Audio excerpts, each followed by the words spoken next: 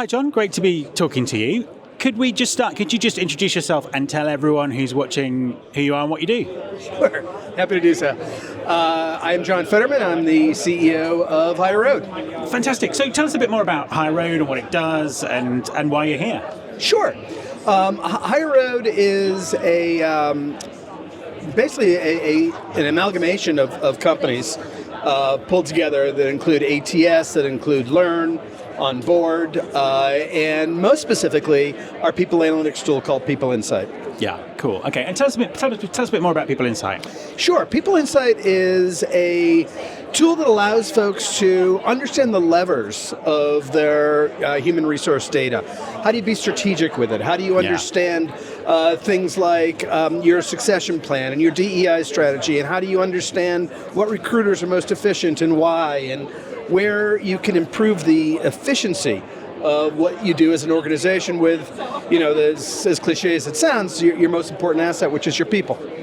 And where's the sort of the level of sophistication and adoption with the people that you work with, that you try to work with, in terms of that kind of approach and those kind of metrics? Because traditionally recruiting especially has been focused on some very narrow performance-based stuff. Is the world kind of opening up and actually embracing the power of data in the same way that other parts of the enterprise do? Yeah, I mean, look, there's a few things at play. One is that every organization, every department within an organization has become data-driven over time. Yeah. The sales organization, the marketing organization, the product organization. The last holdout, if you will, has been the human resource organization. Yeah. And that's for any number of reasons. Because it's, you kind of feed from within, last in line, if you will. And what we're seeing is that there has been a huge swell of awareness and appreciation of the role of data. Yeah. How does that become a strategic tool for people operations? And like anything, it started at your biggest organizations first. Yeah. Where when I define biggest organizations, I mean those less than 1% that have tens and tens of thousands of employees. And those organizations really paved the way for what we look at now as a democratization, as an opportunity for organizations of all sizes. And when I say all sizes, excluding your small business, but when I say enterprise, let's say organizations that have 500 or more employees, where there's often multiple data sources coming out of a non-homogeneous technology stack, often driven by factors such as growth, acquisitions and mergers, bringing together disparate systems, and simple questions about how do we create the best run organization become really complex. What we found is that a lot of these organizations began to approach it on their own. Let's sit down with an Excel. Let's take a bunch of data sources. Let's get ourselves to a source of truth. And the problem is that person who does that data in February may in fact do the same exact thing in March and get data that isn't projectable, isn't scalable, and isn't consistent. And when HR professionals are looking to get a seat at the strategic table, not be what many folks refer to HR people as firefighters. There's a problem and you go and you try to solve it. How do you proactively use data as a strategic lever to understand the issues and to, in many cases, proactively address the issues? And let's dig into that a little bit more, because it seems to me that right now there's just never been a more important time for the talent function to be strategic and advise the organization, particularly with AI and the balance between that and humans and everything that's going on. What kind of shift is there from the sort of traditional metrics that an HR team might look at to the kind of things that they need to take into the C-suite to be seen as being strategic? What's the kind of difference? What's that journey look like? Well, I think that the difference is that the world we live in is changing so quickly. If we were Yeah. to have this conversation 2 years ago, DEI would have been probably the first thing we spoke about. Yeah. Yeah. And in the climate that we're in right now, we're finding that the C-suite is less focused on DEI. Yeah. Does it mean it's not important? Absolutely not. When we look at the way that, and I'm going to go back to that notion of C-suite, there is a fiduciary of how do we run an organization that is scalable? How do we run an organization that is profitable? How do we understand the trends? And I'll give you an example. We have a client who was trying to understand recruiter efficiency. Right. Okay. And what they came to understand through the data is that not all recruiters are created equal, and in fact, they were disproportionately spending with a recruiter, but the reason they were spending more with that recruiter is because that recruiter's hires didn't last. Oh, interesting. They churned out. Yeah. So rather than suddenly viewing that recruiter as their best source, the data opened their eyes to the fact that just because we spent more with this recruiter doesn't mean they're the best. In fact, what the data showed is that they were hiring more employees through this recruiter that were ill-suited for a long tenure. Yeah. Another example is that it turned out through the data that there was this epiphany that an engineering lead in Brazil for a global organization was losing its employees at about the 1.5 year mark. Moreover, those employees that were churning out after 1.5 years were all reporting to the same engineering lead. And what that evidenced to the greater management wasn't that engineering lead was necessarily a bad leader, but that he wasn't well trained in how to bring an employee from a newly onboarded employee to one that would have a long-term tenure and a long-term impact.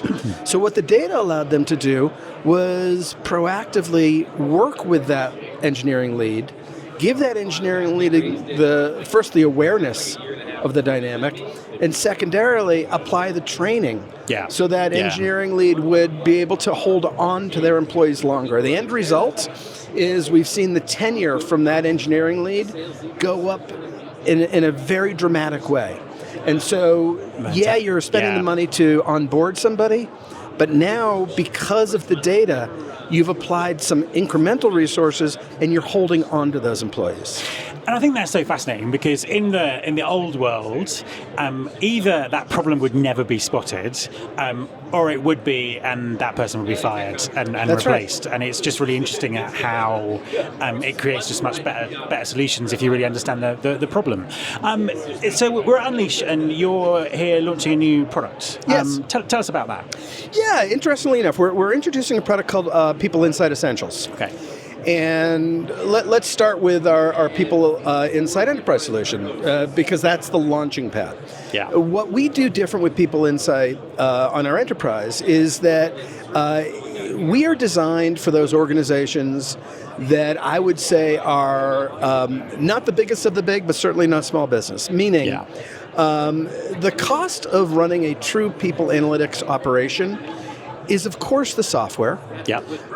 But moreover, most of the software requires a staff, requires human capital, data scientists, folks that can mine the data and create the conclusions that become effective levers for strategy. Yeah. What we do is part of the SaaS solution is an analyst team. Right, okay. So when you're buying a PeopleInsight solution, you're also getting full-time analyst support, and those analysts play the role as the extension of our customers' HR teams. They're there to prepare the teams for a board meeting. They're there to understand various initiatives, such as I described, recruiter efficiency, understanding where and how you're spending your dollars best. Even that, which was quite literally maybe 30 to 40% of the really heavy tools out there. And by the way, we have great respect for those big, powerful enterprise-level tools. They have done the evangelizing. Yeah. They have done the awareness creation. And we have great deference to what they do, though it's different than what we do.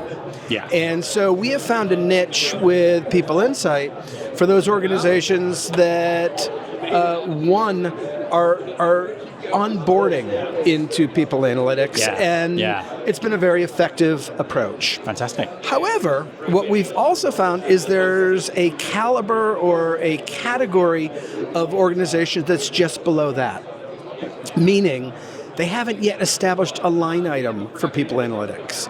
They certainly don't have the human capital to support it. And so what we've introduced is PeopleInsight Essentials. And what that is a significantly lower cost offering without an annual commitment, meaning there's no year-long contract to be signed. It's a monthly commitment, and that commitment is modest, roughly $1 per person per employee. So for $1,000 a month, you will get a byproduct of all the lessons learned, meaning what are the dashboards that 90% of our customers use? What are they? And then moreover, not only will you get those dashboards, but you'll get the recommendations. Yeah. How do we put the data into use? How do we make it a tool for our organization? And part of that is creating reports that the HR team can then share with their business management. One of the challenges that the entire people analytics category has is demonstrating its efficacy to those that aren't in human resources. What can the CFO learn? What can the VP of sales, the VP of marketing, what can the head of product learn by virtue of having a better, more efficient team? How can the human capital element become one that pays for itself in a new and definable and scalable way? PeopleInsight Essentials gives those tools, again, without assuming there's a full data scientist team, without assuming that there is a requirement yet for full-time analyst support.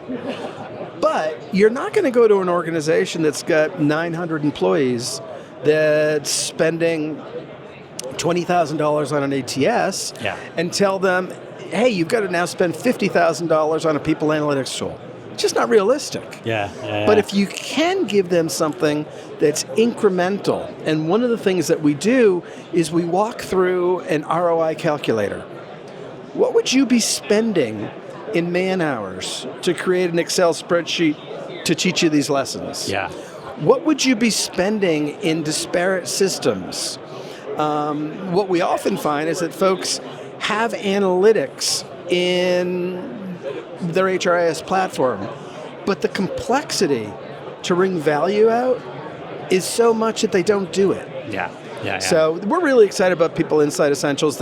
It's very customer driven because we've had an awful lot of customers come to us say, I want it, but I just don't have a line item. And this allows them on that sort of, walk, jog, run to enter the world of people analytics. And as a final question for you, I mean, just looking around everything that's kind of going on, it's fairly obvious that we're a bit of that we're at an inflection point when it comes to, what work looks like, what HR looks like, so much kind of change going on. How do you think this is going to kind of pan out? Particularly with the sort of the data and the insights and things like that.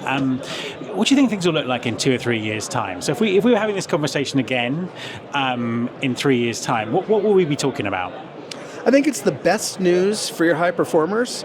I think it's there's nowhere to hide if you're lacking as an employee, as a leader, in certain components that drive success.